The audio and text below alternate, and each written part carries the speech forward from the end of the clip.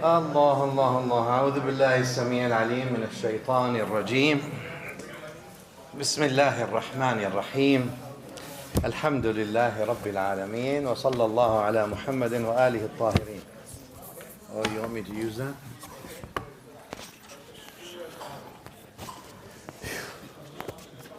لا إله إلا الله. طيب. So, we're continuing what we've been doing for the past, whenever I'm in town, that's the past, on my book on the renaissance of, reading into the renaissance of the Sayyiduna al-Hussayn radiyallahu ta'ala anhu in the face of tyranny. And I remember we've mentioned it's Nahda, renaissance, rather than revolution. And I like that word much better. I am not very, personally, very receptive to the word revolution. I'm always suspicious of it. I like renaissance, building, not bringing things up, down, and down, up, and chaos. I think the messengers were all nahda rather than thawra per se. In the layman usage of revolution, you might use it, but in reality, nahda is what the movement is. Renaissance is what the movement of the prophets always has been, rather than revolution that revolves things that are down and make them up, and things that are up that bring them down. And we're trying to understand, because those who know their past, they might understand their present, and those who know their present, they might plan for the future better. And especially that Sayyiduna al-Husayn's movement is often either neglected by some or gone extreme by others. Allah. We mentioned that there's a difference between, from an usul perspective, usul means the science of legal theory. One of the sub-sciences in Islam is usul, which is legal theory. Legal theory, in order for you to be a faqih, a jurist, you need to have some usul, right? Abu Hanifa has his usul. Usul means legal theory on how he deduces a ruling. Shafi'i has his own legal theory. It's sort of like constitutional law. And then the lawyers and the judges refer back to what? To the constitutional law and the legal theory attached. Well, I mean, our ai are like that. So it's not chaotic. And what a legal theory provides, so the connection between legal theory and the rulings, fiqh rulings that you see Malik wa Ahmad wa Shafi'i wa Abu Hanifa issue, is the scientific methodology. So there is a scientific methodology to deduce ruling. It's not chaotic and moody and how I feel that day, and you know, is it halal or haram or how. No, there is a legal theory that's consistent, there is a scientific methodology, and then how do we understand the texts of the Quran and the Sunnah. I mentioned that there's always wasila and maqsad. Wasila means means, and objective, right? And Islam necessitates that unlike the Machiavellian, we talked earlier today about the Machiavellian fox, right? Because I mean, our people are lost today between what we said Hobbes' wolf, and Pavlov's dog, and Darwin's monkey, and Machiavelli's fox, and Spinoza's stone, and Nietzsche's death of God, and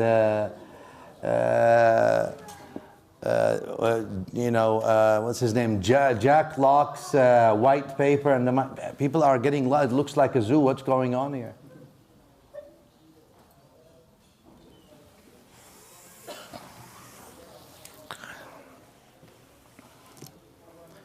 Islam wants you to have, so if you have a good objective, good. Good objective is usually beneficial. Then the means to the objective must be good. Meaning Robin Hood is not necessarily a good thing, because though the objective is noble, but the means is not. Well, one came to one of the Imam in our history and told them, I'm a thief. He says, well, you know, theft is a crime, punishable. He says, no, but what I do is I steal and I give it all for the sake of Allah. I don't take anything for me. And he says, well, that's still wrong. He says, no, I'm up by 9. He says, how come? He said, stealing is 1 sin. Giving the same money for the sake of Allah is 10 rewards. 10 minus 1 is 9. I'm up. You got your math wrong, my brother. You need to take math class again.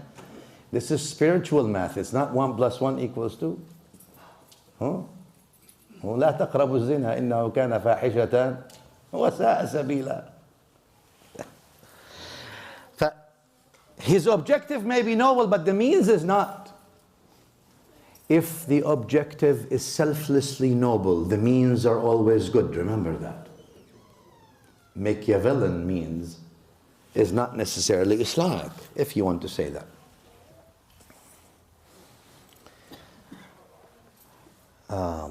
That's why John Paul Sartre said, hell is other people. He says, dealing with other people, that's really hell. Because then you're living for them. And they're going to drive you crazy. You have to dress up the way they want. Because if you don't dress up the way they want, they're going to criticize you or they like. You have to buy a house the way they say is good. You have to drive the car that they say is good. Even food, oh, he goes, look what he eats. He says, everything you do is you do for other people. Real hell, he says, is other people.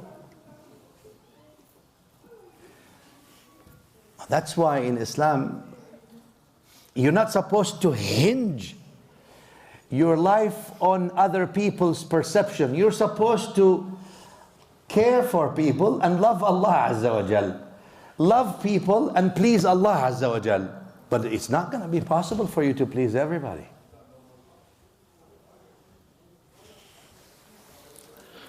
If the objectives are good, the means are good, but I told you there's always also results of a movement. Any movement that you do, there's a result.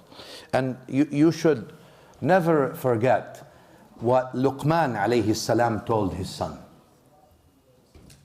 What does he tell him? He says, Ya bunay, right? Oh my beloved son, aqim as-salah. Establish the salah. Then, wa'mur bil ma'roof. What do you call, how do you translate wa'mur bil ma'roof? Tell me. Huh? Enjoin the good. Wanha anil munkar. Forbid the evil. How do you translate them both? Positive contribution. What do you mean positive contribution? Order the good, forbid the evil. It means, my dear beloved, individualism is by definition anti-Islamic.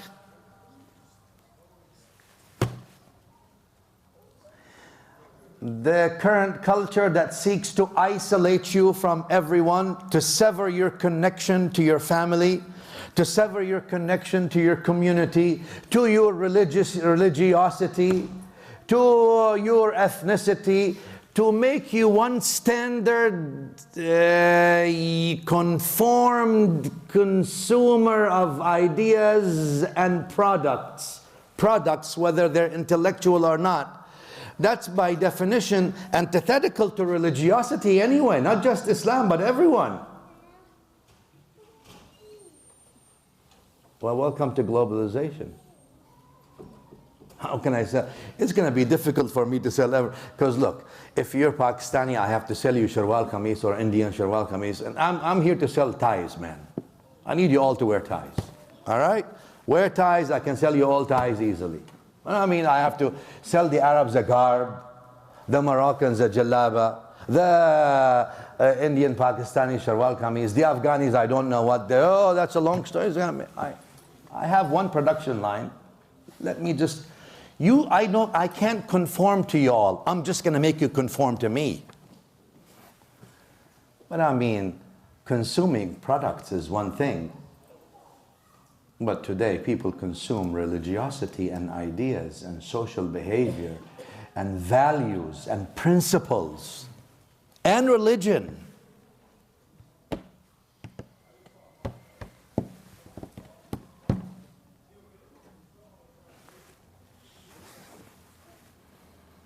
Maybe Sartre was right.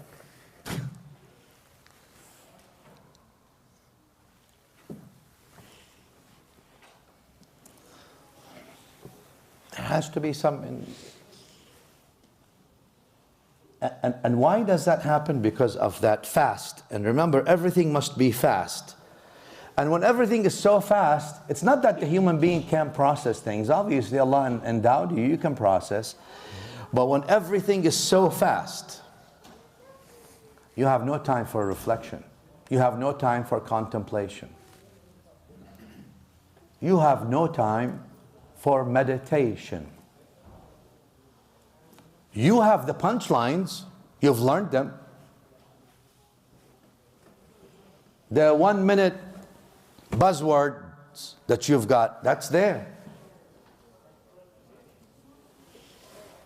But the actual internal transformation is missing. And that's a problem.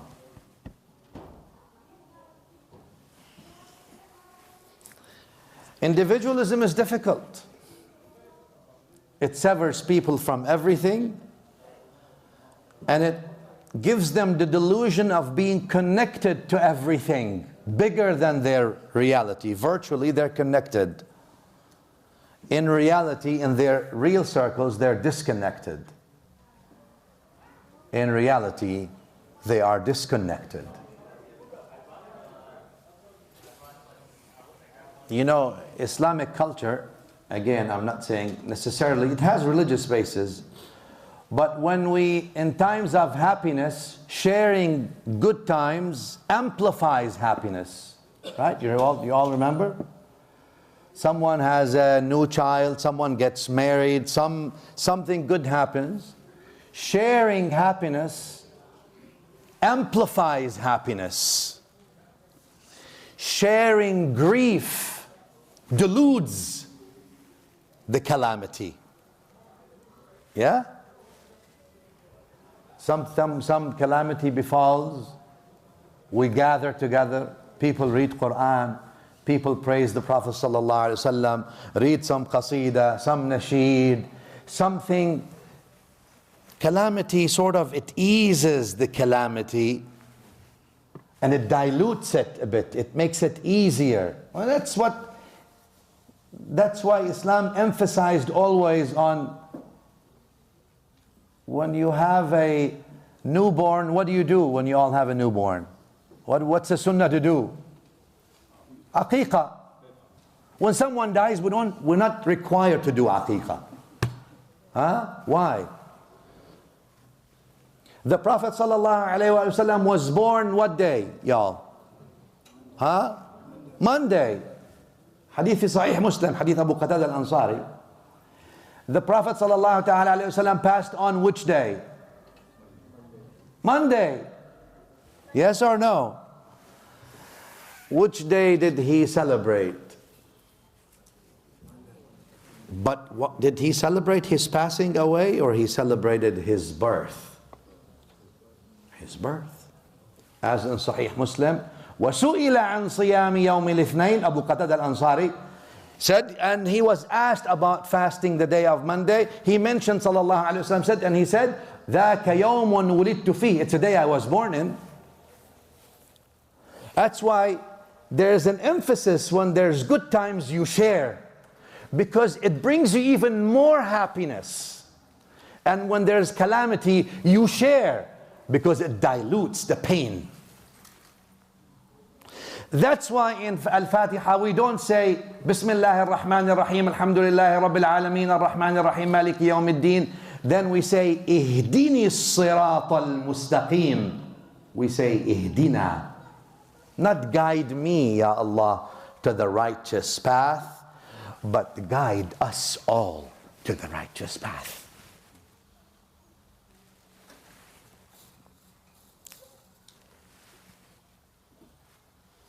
That's why it's we, not me.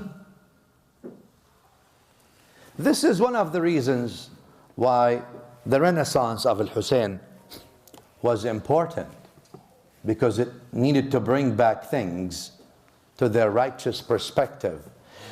But I've mentioned, and I'll recap again, the results, the painful results of what happened to Sayyidina al-Hussayn in the Battle of Karbala has nothing to do with his means or objectives. His means were non-violent. He's not there to fight. Nobody goes to fight an army with 70 people. Nobody goes to fight a state army with 70 people. He's there for reform, for asking for people to be accountable, to remember the Quran and to remember the Sunnah of the Prophet sallallahu alaihi wasallam. But tyranny, always, I've always said, tyranny does not like you to walk in the path of reform in any society. And tyranny will do everything to gravitate you to action and reaction and to bring you to violence, so that you lose track and you get diverted from the path of actual reform. That's why I mentioned, you see indiscriminate bombing of children and people.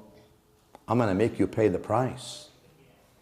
So I divert you from seeking to be liberated. What you see today.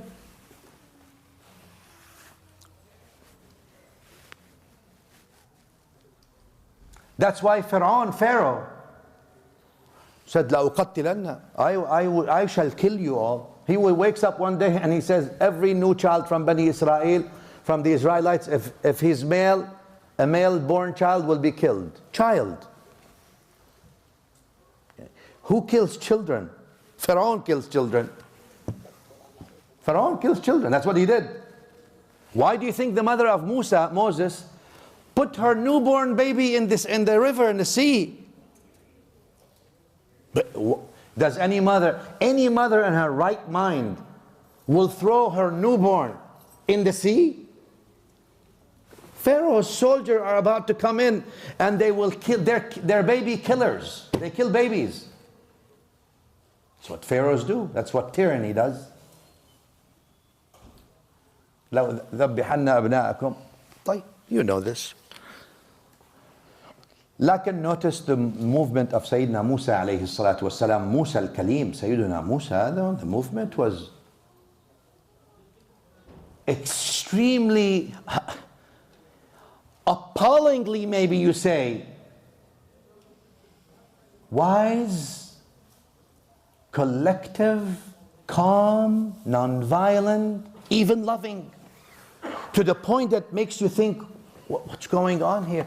Yani notice how Allah Azza wa Jal orders Musa, لأنه Musa alayhi salatu wasalam, you know, sometimes he says it, yani he gives it to them.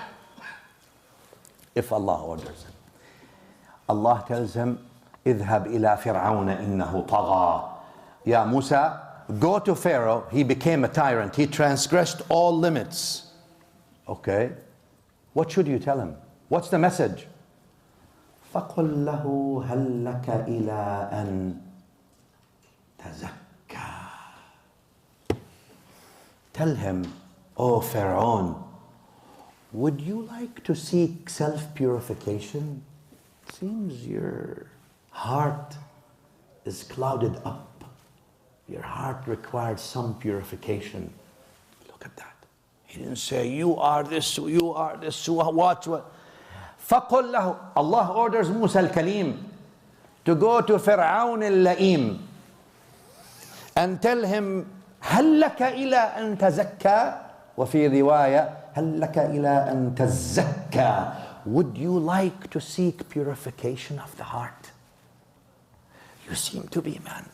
Because if your heart is not clean, you're not gonna think straight. Let me have, hallaka, would you like even? It's not like you should. No, hallaka, as the Quran instructs Musa, would you like to seek some heart purification? And today, people also, they make sure their rituals are purified. Yani they're so mechanical on the rituals and they fight over it. Remember that? People fight over the rituals.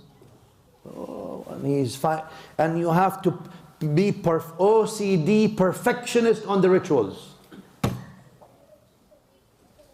I stand in the salah one time and one brother comes and he puts his foot, I'm not wearing socks, he puts his foot and he's not, and puts it right on top of mine. I move my foot. Leave me alone, man. Then he moves again. I move my foot again. He spreads his feet even further. I move again, he spreads. Man ya Maulana, ya Habibi, anta, don't worry about where your heart is, not where your foot is. What if my view is that it's not by the feet you should be close to each other, by the hearts and by the upper extremities? What if that's my view? Leave me alone. Today what we do is we perfect mechanics, and then we fight over mechanics, and we fight over mechanics that are speculative in nature at best. But we forget to worry about what? How is your heart with Allah today versus yesterday? Ramadan is coming. How is your heart with Allah Azza wa Jal this Ramadan coming versus last Ramadan? A year has passed. Is your heart closer to Allah now than it was last year? You've had a year to work on it. Are you experiencing closeness to Allah Azza wa Jal better? Are you experiencing more love? Are you experiencing more illumination? Walla anta, you are indifferent, Habibi. The same way you were last year is the way you were before. In fact, this year is even more lost. Indifferent totally. You are for Allahu Akbar. Lakin you are. The heart is singing a different tune. Perfecting the mechanics is not what gets you to Jannah, Habibi. Allah says, Bismillah ar-Rahman ar-Rahim. يَوْمَ لَا يَنْفَعُ مَالٌ وَلَا بَنُونَ إِلَّا مَنْ أَتَى اللَّهَ بِجِسْمٍ سَلِيمٍ. Or what? A day where money and offspring and power will not help you. The only thing that will help you, that will be helped, are those who go to Allah with qalb salim, a good heart. I'm not saying don't master the rituals, be careful. I am saying that master the rituals and start working on your heart, for the journey to Allah Azza wa Jal is a journey of the heart, not journey of the body. The body is just the means. How far are you from Allah Azza wa Jal? Ask your heart. Don't ask your mind. Your mind is practicing mechanics, but oftentimes we forget that we are separating orthodoxy from orthopraxy. You can pray for 1,000,000 years, it's going to be informative, not transformative. You've been doing it, but ain't nothing is happening. So go ahead and fool yourself with all the fancy words you like, and rationalize all that you all want to rationalize. At the end of the day, a question that you should ask yourself: how is your heart with Allah? because that's the question that's going to matter.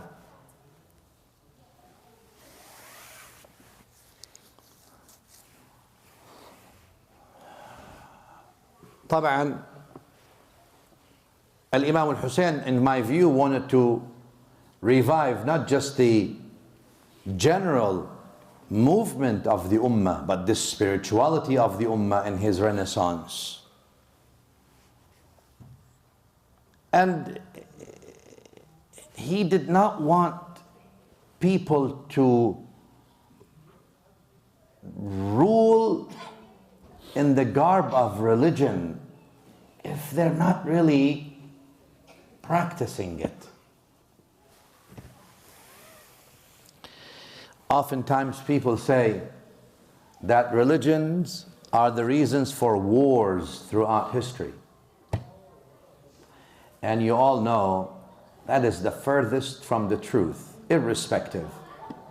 But, there's a but. The reasons for all wars throughout history: greed, envy, and ambition. It's what the reasons for all wars throughout history: greed, envy, and ambition. But in an order to sanitize these self-serving emotions, we cloak them in religious rhetoric so we can mobilize people with us.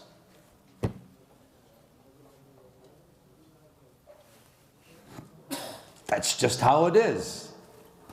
Whether it's the Crusaders or ISIS or MISIS or whatever it is, it's all the same. They're all going through mitosis in different names, different labels, and different eras. That's the way you mobilize the masses. And the people who have a brain on their shoulders need to take a step back and say, wait a minute. Did Allah Azza wa Jal put me on this earth so we can hate each other, or so we can get to know each other? We hate each other. Inna akramakum in, or Allah Azza wa Jalla, ya ayyuha an-nasu inna khalaqnakum min dhakarin wa untha wa ja'alnakum shu'uban wa qabaila lita'arafu. Oh people, we have created you from males and females, right? I mean, that's what the Quran says, contrary to some current notions. You're a male or you're a female. One of the things that we have lost in our practices, especially in the past 30, 40 years, especially in this country, that allows us to have all the opportunities, is to teach ihsan. Because the hadith of Jibreel is Islam, Iman, and Ihsan. We talked about Islam, we forgot Iman and Ihsan. And to teach, and Ihsan is basically akhlaq, value system. Value system. What do you mean? The deen of Islam is Iman, creed, Islam, rituals, Salah, Siyam, Zakah, Hajj. And ihsan, value systems? You mean having value system that's part of the deen? Yeah, that's what the Prophet ﷺ told us. هذا جبريل جاء يعلمكم دينكم. This is Jibreel came to teach you your deen. Islam, Iman, wa Ihsan. So when we don't teach, we teach people how to pray throughout our masajid, but we don't teach them akhlaq. What do you think is going to happen? They're going to learn how to pray. And they're going to learn some sentences too to impress you. Buzzwords they've got. And since we are on steroids with information but not transformation, they're going to also memorize some Quranic verses and some hadith just to show you that we know, hey, we're not just, this is not a box of rocks here. I know what I'm talking about. But we're not teaching value systems. And the nafs is not refined. And a nafs that's not refined is a scary thing. It's too volatile between good and evil, except for those whom Allah protected. And if you keep a generation without teaching them value systems, I don't care what you're teaching them then. You haven't taught them anything. Therefore, probably the best thing for Islamic schools nowadays is to switch to teach ilm al-akhlaq al-Qur'ani, ilm al-akhlaq al-nabawi. Because a good Muslim is a good human being in the first place. What difference does it make to me if you say to me you pray, but your akhlaq is the akhlaq of shayateen, and you say you are among the Muslimin? What's the point? Yani, what's the point? Yani, your iman is measured by how long your beard is, or how long you pray at night, or how good your akhlaq is, how adherent to the Quran you are in priority, then to the authentic prophetic sunnah as a second priority. The renaissance of Hussayn is an akhlaqi renaissance. Some brother was talking to me yesterday on the phone, I think, or 2 days ago, from another country, I think. Yeah, I mean, I'm traveling so much I forget where I am, when did I arrive, when do I go. I sometimes don't even know what day of the week it is, wallahi, or what month sometimes. Maybe I'm just getting old. One of the mashayikh in Damascus, 100 years ago, Shaykh Badruddin Hassani rahimahullah, about 100 years ago or so, was the Shaykh of Darul Hadith at that time. They asked him, Maulana, what era do we live in? Do we live in the era of the prophetic hadith, Al-Qabidu ala dinihi kal-Qabidi ala jamratin min nar? Do we live in the era of the hadith which says, the one who's holding on to their deen, to the core of their deen, not to everything, just to the core, is like the one who's holding on to a coal of burning coal? Remember that hadith? He said, no, this was in the old days. Not our days. That's 100 years. He says, not in our days. He said, they said, what era are we in? He said, we are in the era of the hadith, يُصْبِحُ مُؤْمِنًا وَيُمْسِي كَافِرًا. In the morning he has faith, by night time he becomes an absolute disbeliever.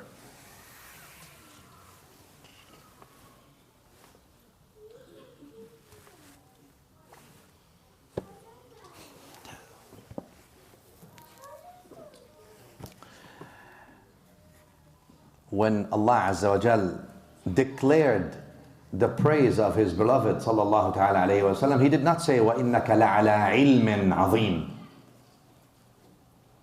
Your ilm, Ya Rasulullah sallallahu alayhi wa sallam, عظيم. وعلم رسول الله صلى الله عليه وسلم علم عظيم. لأنه He said by الحديث الصحيح, أنا أعلمكم بالله. I am the most knowledgeable of you in Allah. يعني, what else do you want? صلى الله تعالى عليه وآله. And He did not say, وَإِنَّكَ لَعَلَىٰ نَسَبٍ عَظِيمٍ. Ya Rasulullah, your family lineage, عظيم. ونسبه عظيم صلى الله عليه وآله وسلم. شرف يكفيه شرفا. الحديث في صحيح مسلم. فأنا خيرة من خيرة من. Allah Azza wa Jal, He chose Quraysh from the rest. And from Quraysh He chose Kinana. And from Kinana He chose Hashim. And from Hashim He chose me. So I am a best of the best of the best. Sallallahu alayhi wa alayhi. But Allah did not say, وَإِنَّكَ لَعْنَا نَسَبٍ عَظِيمٍ. Though his nasab is عظيم. وَأَبُوهُ إِسْمَاعِيل sallallahu alayhi wa alayhi. وَأَبُو إسماعيل إبراهيم أبو الأنبياء عليه الصلاة والسلام. And He did not say, وَإِنَّكَ لَعَلَى كَرَمٍ عَظِيمٍ. He says, وَإِنَّكَ لَعَلَى خُلُقٍ عَظِيمٍ. Ya Rasulullah, your akhlaq, your value system is عظيم.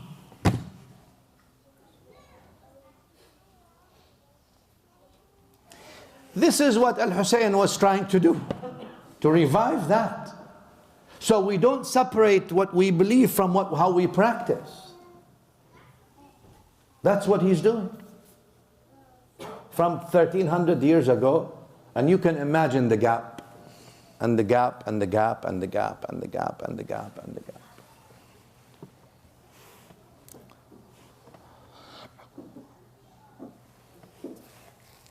what really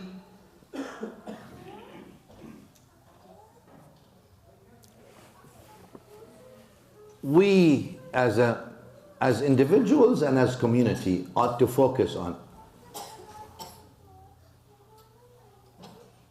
is how to revive what Sayyiduna al-Hussayn radiyallahu ta'ala anhu was set out to do. Islah, reform. How do we reform ourselves? How can we fudge the gaps between what we say we believe and what we actually say or do or think? How can that gap be mitigated and fudged? How can we close that gap? And that, like I said, should be the purpose of our journey in this life, because we've already testified to La ilaha illallah, and that's a great thing. That's a great testimony. But La ilaha illallah comes with ramifications on how you think and how you say and what you do. How do we bring that close to that? How do we become one? That should be the journey. You don't need to be scholars. I would love for you all to be scholars. Please be, for whatever you love sake, if that's what you like to be. But like our mashayikh used to say, in order for you to be a scholar, yani alim. Alim means what? You know what? The alam. Huh? Alam means what? The world. Not how we reduce the word alim today. Somebody studied 5, 10 years, 15 years. MashaAllah, he's a great alim. Well, he just off diapers right now. He just finished the diaper phase. He just started, Habibi. He just, They say in order for you to be alim, you need 3 things. Ready for those people who want to be alim. You need the money of Qarun, and the sabr of Ayub, and the life of Nuh alayhi salam. There you go.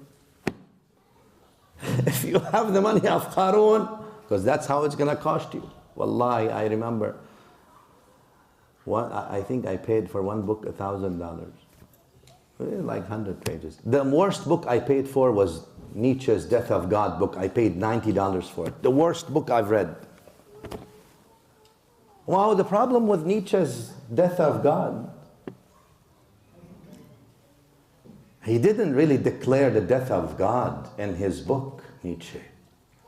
What he marked was an era of the death of a human being that was filled with principles, or that had principles. By declaring the death of God, he simply wiped out the humanity within the human being, not liberating the human being, but enslaving the human being to their lower nafs desires, and to those who seek to mass control the human being and to replace divinely derived values to market derived values. That's why if I was to read Nietzsche's Death of God again, I paid, and I still have it in my library. I regret that $90. I didn't find it anywhere. I find it for $9 that I'm paying. I want to see what Nietzsche said, man. But I tell you, what I saw was not the death of God. I saw what he declared an era of the death of human being. And from that time on, you're seeing what's happening to the human being and their value system. To the point that it's a realization of the ayah in the Quran. Bismillah ar-Rahman ar-Rahim. Three words in the ayah. Nasu Allah fa'ansahum anfusahum. 3 words. They forgot about, in English it's not 3 words, in Arabic it's 3 words. So let me translate. Nasu Allah, they forgot about Allah. As a consequence, he made them forget themselves. Forget about themselves.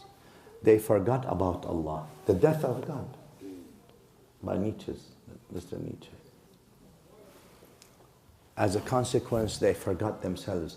And today, you don't have an identity crisis in the sense of, am I this ethnicity or that ethnicity. You have an identity crisis at the level of humanity. Am I a human being or am I a cat?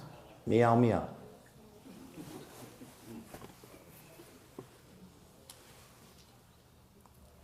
نسوا الله فأنساهم أنفسهم. They forgot about Allah. Allah made them forget themselves about themselves. They don't even know who they are. أفمن يمشي, Al-Quran Al-Karim asks the question. أفمن poses the question. أفمن يمشي مكبا على وجهه أهدى أمن يمشي سويا على صراط مستقيم.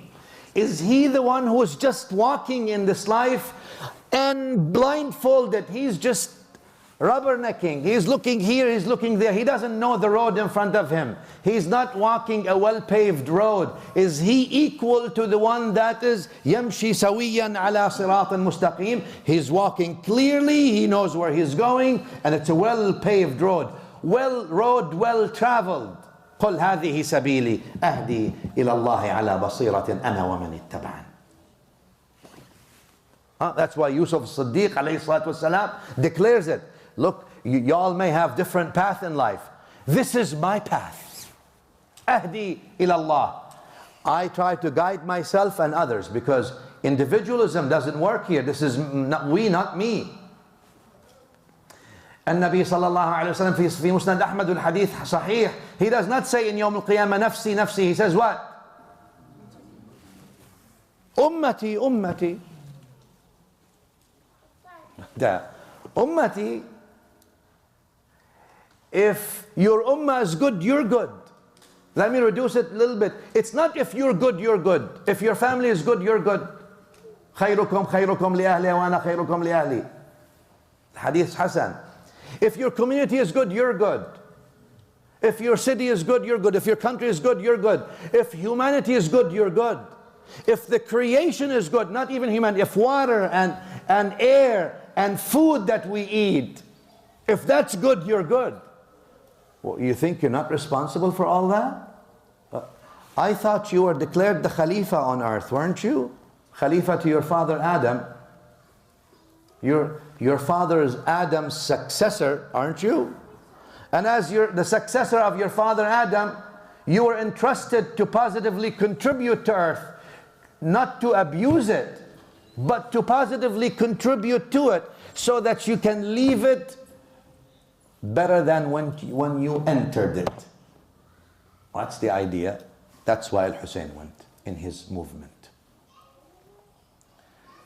No, ya habibi, let me tell you something. I mean, life is gonna come and pass for everybody. I always say, no matter how comfortable your surroundings are, no matter how beautiful you are, and mashallah, all of you are beautiful people. No matter how powerful and wealthy you are here to depart. None of you is here to stay. This is not home. Y'all are aliens. Don't say that in front of the immigration. They might actually think you are. Because they don't look at it this way. But you're an alien. Why? يا أيتها النفس المطمئنة ارجعي إلى. Return to your Lord. Where's your home? With Allah subhanahu wa ta'ala. That's your home. You came from Jannah. Your father Adam, where was he first? What was his first address? Jannah. That's where you came from. And the Prophet ﷺ was sent to return you back home. That's his mission. So that you can go back to where you came from. Meanwhile, you're spending some time here, a few days. Yeah, a few days. Yeah. You think it's a lot of days? A few days here. Ask those who are 40 years old. Right? Those old people, not me. All you people who are 40 and above, Allah help you all. You remember when you remember? Yesterday it was you were 20. Yesterday it was you were 15. And ask those who are 80 years old, they'll tell you the same thing. And maybe if you had asked Nuh alayhi salatu wasalam, who lived so long, Sayyidina Noah, he might be telling you the same thing. It's few days. Yani as if you are guests with each other. Tara, we are all guests here with each other. We're all guests here. No one lives here permanently, is what I'm trying to tell you. So please don't settle too much. Huh? You're a guest. Act like a guest. And a guest is supposed to be polite, right? When they say, Ya gharib, kun adib. Gharib, yani stranger. If you are a guest, you display all your behavior. La, if you're a guest, what? You put on your what? Your best behavior, صحيح? Well, Habibi, anta put you on your best behavior because you're here just for a couple of days. Don't make a mockery of your seerah. Not worth it. Not worth it. You're going to pay for it dearly. Al-Hussayn alayhi salam was trying to show us the way back to Allah Azza wa Jal. That life is about value system.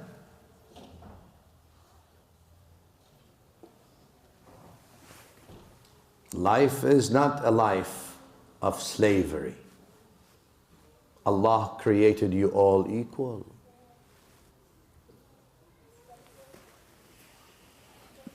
Don't let anyone enslave you. I'm not talking about chains here, huh? I'm talking about intellectually. Free your mind.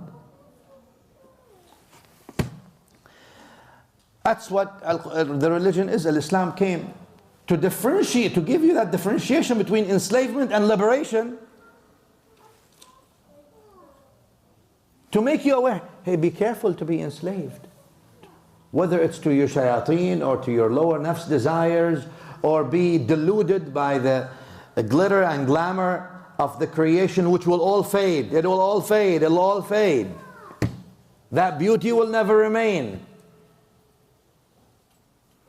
The only beauty the creation has is how much light and nur they have in them from Allah Azza wa Jal.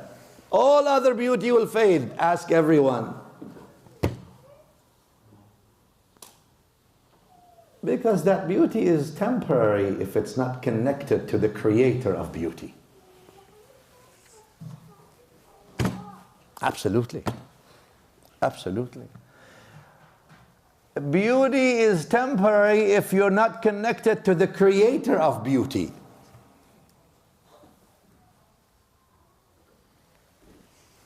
At best. Al-Hussayn wanted to tell us that, look what happened basically to me and my family and children when we sacrificed, when we were sacrificed and when we sacrificed and we were slaughtered and killed and all that stuff. That's so we can remain faithful to the principles and the value systems taught to us by Rasulullah sallallahu alaihi wasallam.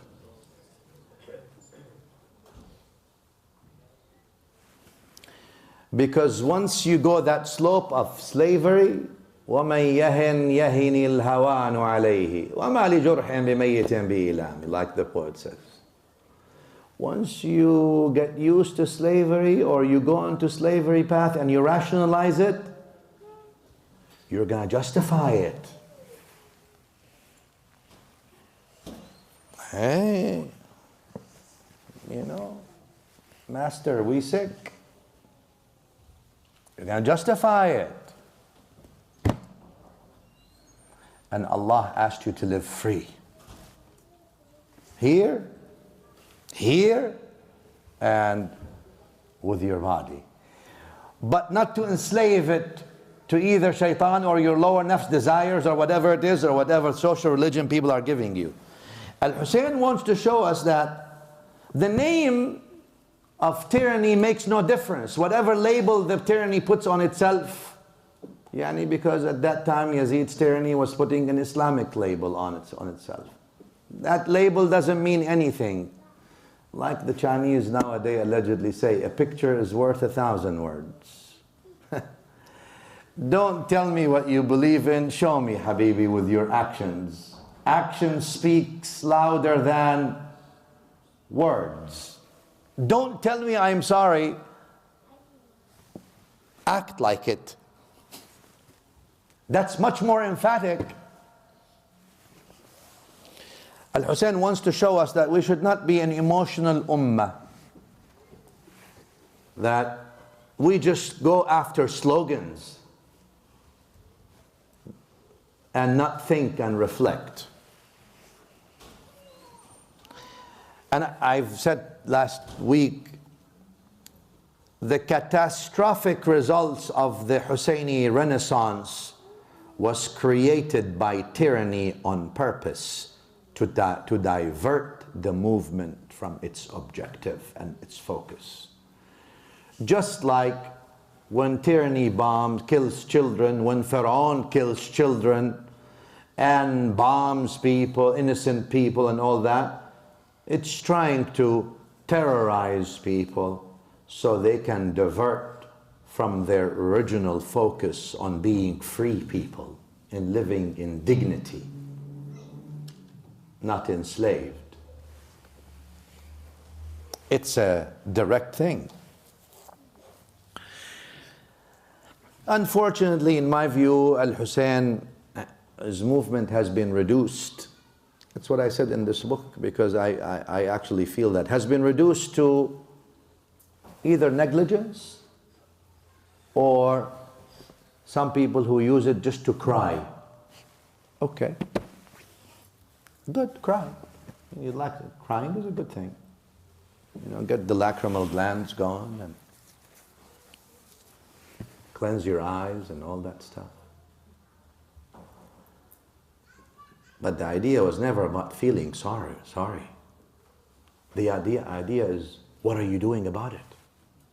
How are you transforming yourself? How are you changing? How are you today better than tomorrow?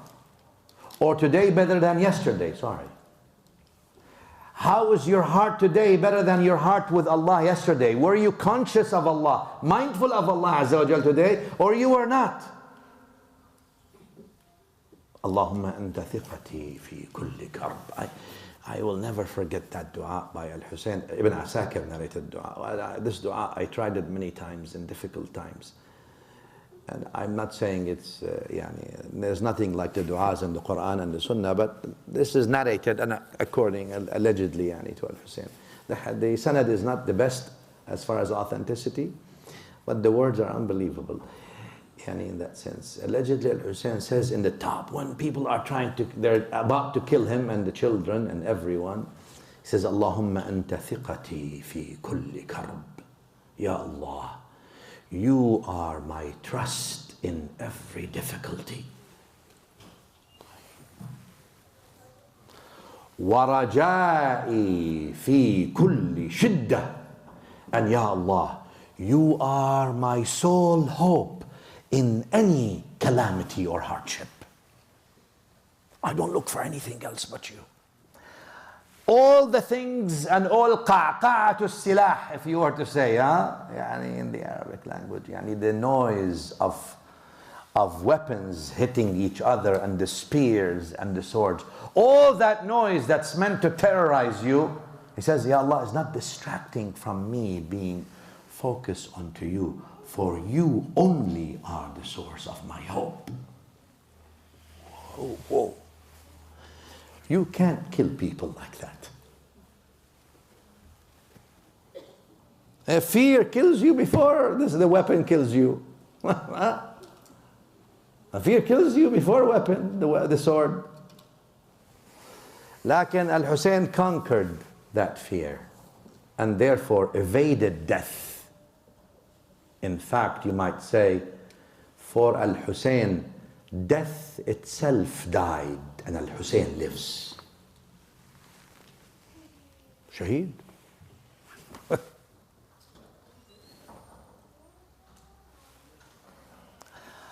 Allahumma anta thiqati fi kulli karb. Ya Allah, you are my trust. Thiqa, my trust is only in you. I don't trust myself, not myself, nor my weapons, nor I love them, but the trust is only in you. In this country, what do we have on the back of the dollar? In God we trust. Good thing. That's a good thing. That's what Al-Hussayn is saying. They took it from Al-Hussayn, maybe. Huh? Oh, that's where it comes from. Ibn Asakir mentions that. اللهم أنت ثقتي في كل كرب ورجائي في كل شدة وأنت لي في كل خطب نزل بي ثقة وعدة. And Ya Allah, you have been to me always in every difficulty that I faced. You have always been with me. Every time I felt helpless, I have always seen you with me throughout my whole life. Al-Hussayn was about 57 years old at that time. Between 54 and 57, something like that. وَأَنْتَ لِي فِي كُلِّ أَمْرٍ نَزَلَ بِي. And you have always been to me in every difficulty and every calamity that has befallen me. You have been my help. I have always seen. You have alleviated everything. Oh, Allah tells you, Bismillah ar-Rahman ar-Rahim, وَمَا رَمَيْتَ إِذْ رَمَيْتَ. You did not throw when you threw, وَلَكِنَّ اللَّهَ رَمَى. But Allah is the one who threw. You think you were throwing? The Quran al-Karim is saying. You think you did it? Allah did it, but He attributed it to you so you can sing His praise. Like Ibn Ata says, إِذَا أَرَادَ أَن يُظْهِرَ فَضْلَهُ عَلَيْكَ خَلَقَ وَنَسَبَ إِلَيْكَ. If Allah wants to show His grace upon you, He facilitates for you, then credits you for doing it. You didn't do anything. But you know, you woke up for Fajr, He gives you the credit for Fajr. He woke you up and He gave you the motivation and He taught you how to pray. He even taught you what to say. All these things. If He wants to show His love to you, He facilitates for you, and then out of His generosity He gives you the credit for it. Hey, abadan. Subhanahu wa ta'ala. If He wants to honor you, He opens a way for you to come to a lecture maybe, or to a study circle that you remember Him. He brings you close to Him. And if He wants to dishonor you, He occupies you with yourself and the creation. That becomes the limit of your knowledge. Mablagh al-ilm becomes the creation. And if He wants to honor you, He opens for you to be close to the Creator. And you all know, ذِكْرُ الْخَلْقِ دَوَاءٌ وَذِكْرُ الْخَلْقِ دَاءٌ. Being occupied with the creation is disease, and being occupied with the Creator is healing. You choose which you like. If you're just with the Creator, you're definitely going to be diseased. You can't cope. You need to be connected to the Creator, then to channel on the healing from Him to the creation. Otherwise, you yourself will fall. Without knowing. Allahumma anta thiqati fi kulli karb wa raja'i fi kulli shiddah. وأنت لي في كل خطب في كل أمر نزل بي ثقة وعدة. كم من كرب يضعف عنه الفؤاد وتقل فيه الحيلة ويخذل فيه الصديق ويشمت فيه العدو. أنزلته بك وشكوته إليك رغبة ورهبة إليك عمن سواك فَفَرَّجْتَهُ وَكَشَفْتَهُ. He says to Allah, Ya Allah, how many times? How many times when the calamity befell me, and it was so difficult that the heart becomes weak. يَضْعُفُ عَنْهُ الْفُؤَادِ وَتَقِلُّ فِيهِ الْحِيلَةِ. And I ran out of options. وَيَشْمَتُ فِيهِ الْعَدُوُ. And the enemy is happy, and the friend becomes helpless as well. I complained about it to you, and I submitted it to you, and I pushed it onto you. فَفَرَّجْتَهُ وَكَشَفْتَهُ. You dissolved it and solved it. فَأَنْتَ وَلِيُّ كُلِّ نِعْمَةٍ. You are the wali of every grace, Ya Allah. فأنت ولي كل نعمة وصاحب كل حسنة. And to you, from you is all the good. ومنتهى كل رغبة. And to you is the final devotion of mine.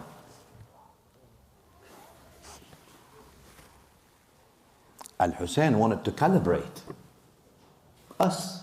Oh, he's calibrated. We need the tune-up. He's all right.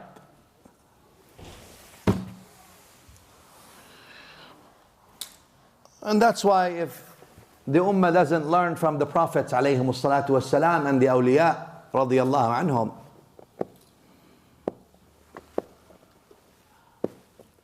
the ummah risks being the lost sheep.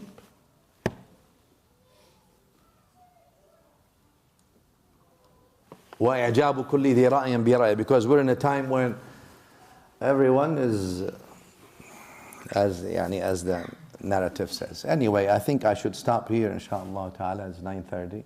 It's been an hour almost. And we'll continue, inshaAllah. Next week, I won't be here. I'm planning to be in Canada.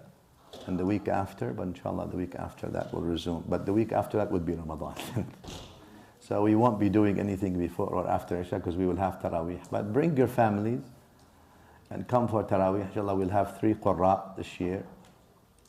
One from Al-Madina al-Munawwara, not Safar, but one from Al-Madina al-Munawwara, inshallah. One Egyptian, and then the Somali Qari that came last year.